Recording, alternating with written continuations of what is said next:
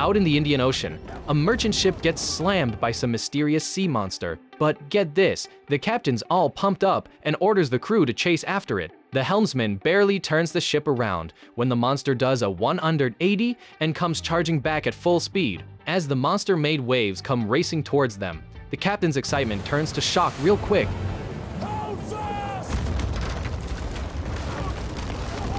The creature's spikes tear right through the ship's hull, and the impact sends everyone sprawling on deck. With the mast snapping and the ship listing, the captain's got no choice but to abandon ship. But before they can catch their breath in the lifeboats, a metal beast surfaces nearby. That's when they realize it's not a sea monster at all, but some weird-looking submarine. The hatch pops open, and out comes a guy with a rifle. It's none other than Captain Nemo, about to embark on his 2,000-league journey under the sea. We will take your women and children, none that serve the company.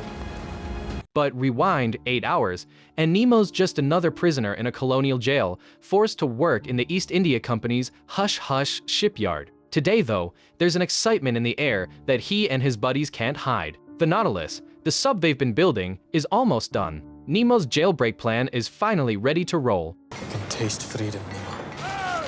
Before they hit the deck, their handcuffs come off, and they've got to wash their feet. Clearly, their work is pretty important. Nemo himself designed and built the Nautilus engine. He's barely in the control room when he hears the directors planning to take the Nautilus today, even though the chief designer, Benoit, says it's not quite ready.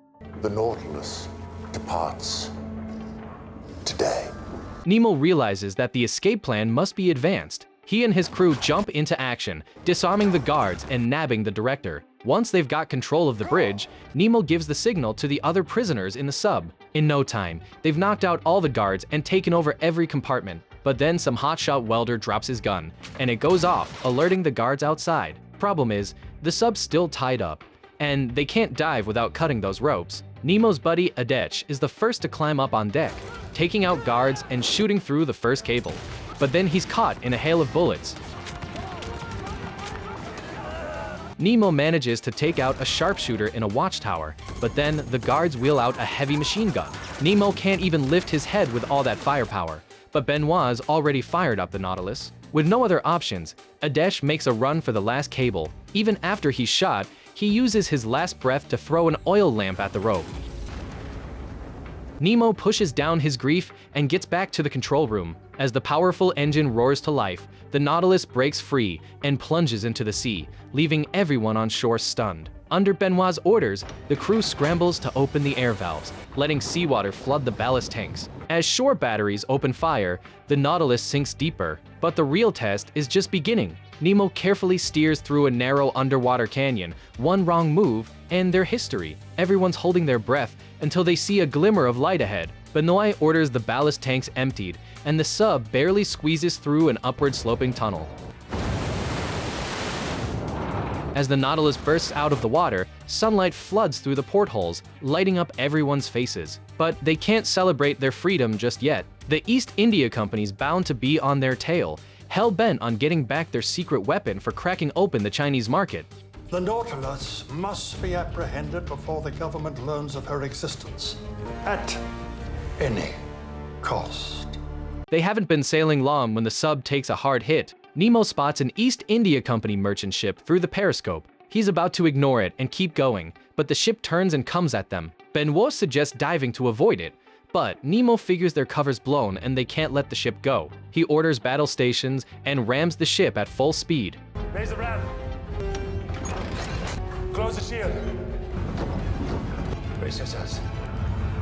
The Nautilus' dorsal fins rip into the ship's hull, splitting it in two. The impact overloads the sub's turbine, causing some damage that goes unnoticed. Nemo lets the women and kids from the lifeboats board the Nautilus, while sending the captured director and guards to the lifeboats. As the Nautilus dives again, Captain Nemo and his crew's wild adventure officially kicks off. With rich girl Lucas, her 2 servants, and a dog now on board, their already tight food and water supplies are stretched even thinner. The crew's got to figure out supplies and where to go next. But Benoit and Nemo aren't seeing eye to eye. They'd agreed to hand the Nautilus over to Benoit's home country, France, after the escape. That was Benoit's condition for helping out. But Nemo's been cooking up a crazy plan. Head to the Pillars of Halvar in the North Sea to hunt for some mysterious treasure left by a sunken Spanish fleet. Only after that would he keep his promise. Nobody was ever looked for Pillars of Alvar as we turn. Nobody else had a submarine, but What good is a dead Viking to us? None. But she was buried with all the treasure she plundered. Benoit's not buying that Nemo built the Nautilus just for treasure hunting. He's sure there's more to it. Lucas, eavesdropping from a corner, learns about their plan. She confronts Nemo, demanding to know when she can leave the sub. She was on her way to Mumbai to meet her fiancé. As they're arguing, they hear a weird clicking sound. They rush to the control room's window and see an amazing sight. A pod of sperm whales swimming around the sub, a deep-sea spectacle. This is the only treasure that matters. But then Nemo realizes they've dived too deep. He races to the equipment room and finds they're already past 100 fathoms. Turns out the turbine that powers the sub was damaged in the collision with the merchant ship and stopped working. As the sub keeps sinking, the immense pressure makes the hull creak and groan. If they can't fix the turbine fast, they'll all be crushed along with the Nautilus. But that's not the only problem they have to face. The director and Captain Youngblood, drifting at sea, got lucky and were picked up by a merchant ship. Once ashore, the director hired the experienced Youngblood to help hunt down the Nautilus. It's crucial for the East India Company's plans to take over the Chinese market. He even borrowed the British Navy's HMS Dreadnought for the chase. Faced with this massive ironclad warship, no captain would say no to the job. Captain, your command.